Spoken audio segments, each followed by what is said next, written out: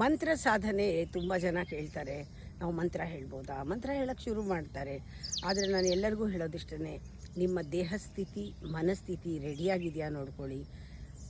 ಒಂದಿಷ್ಟು ಮಂತ್ರ ಸಾಧನೆ ಮಾಡ್ತೀನಿ, ಪುಸ್ತಕ ಇಟ್ಕೊಂಡು ದೇವಿ ಭಾಗವತ ನಾನು ಓದ್ತೀನಿ, ನಾನು ಸಪ್ತಶತಿ ಓದ್ತೀನಿ ಅಂತ ಓದೋಕ್ಕೆ ಶುರು ಮಾಡಿದಾಗ ನಮ್ಮಲ್ಲಿ ಬಹಳ ಡಿಸಿಪ್ಲಿನ್ ಬೇಕು. ಅದಿಲ್ಲದೆ ಓದ್ತಾರೆ, ಯಾವಾಗಂದರೆ ಆವಾಗ ಓದೋದು, ಆ ಥರ ಮಾಡಿದಾಗ ಬಾಡಿ ರಿಯಲಿ ಇದು ಒಂದು ತಗೊಳ್ಬೇಕಲ್ವಾ.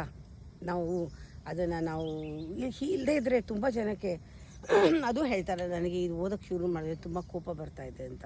ಹೌದು, ನೀವು ಯಾವಾಗ ತಿಂದಿದ್ದು ಜೀರ್ಣ ಆಗದೆ ಇದ್ದರೆ ಹೇಗೆ ವಾಂತಿ ಆಗುತ್ತೋ, ಸ್ಪಿರಿಚುವಲ್ ವಾಮಿಟಿಂಗ್ ಅದು. ಆ ಥರ ಕೋಪ, ತಾಪ, ದ್ವೇಷ ಬರೋದು, ಇದೆಲ್ಲ ಯಾಕಪ್ಪ ಇಂಥ ಪುಸ್ತಕ ಓದ್ತಾ ಇದ್ದಾರೆ, ಇಷ್ಟು ಕೋಪ ಮಾಡ್ಕೋತಾರಲ್ಲ, ಇಷ್ಟೆಲ್ಲ ಸಾಧನೆ ಮಾಡ್ತಿರಲ್ಲ, ಹೀಗೆ ಮಾಡ್ತಿದ್ದಾರಲ್ಲ ಅಂತ ಅನ್ಸುತ್ತೆ. ಯಾಕೆಂದರೆ ದೇ ಆರ್ ನಾಟ್ ರೆಡಿ. ಬಾಡಿನೂ ರೆಡಿ ಇರಬೇಕು, ಮೈಂಡು ರೆಡಿ ಇರಬೇಕು, ವಾತಾವರಣ ಎಲ್ಲ ಹೊರಗಡೆಯಿಂದ ರೆಡಿ ಮಾಡ್ಕೋಬೇಕು ಮಂತ್ರ ಸಾಧನೆಗೆ. ಇದು ಈ ಸ್ಪಿರಿಚುವಲ್ ಸಾಧನೆ ಅನ್ನೋದು ಕೂಡ ಒಂದು ಜೀರ್ಣಿಸ್ಕೊಂಡು ಅದು ರಕ್ತಗತ ಮಾಡಿಕೊಂಡು ಅದರಲ್ಲಿ ಬೆಳೆಯೋದು, ಅದರಲ್ಲಿ ನಮ್ಮ ಮನಸ್ಸು ದೇಹ ಎಲ್ಲ ವಿಕಾಸವಾಗಿ ಸಂಸ್ಕಾರಗೊಳ್ಬೇಕಾದ್ರೆ ತುಂಬ ದೊಡ್ಡ ಪ್ರಾಸೆಸ್ಸು. ಈ ಸುಮ್ಮನೆ ಒಂದು ಪಾಠ ಒಪ್ಪಿಸ್ದಂಗಲ್ಲ. ಎಕನಾಮಿಕ್ಸು, ಹಿಸ್ಟ್ರಿ ಥರ ಅಲ್ಲ ಮಂತ್ರ ಸಾಧನೆ.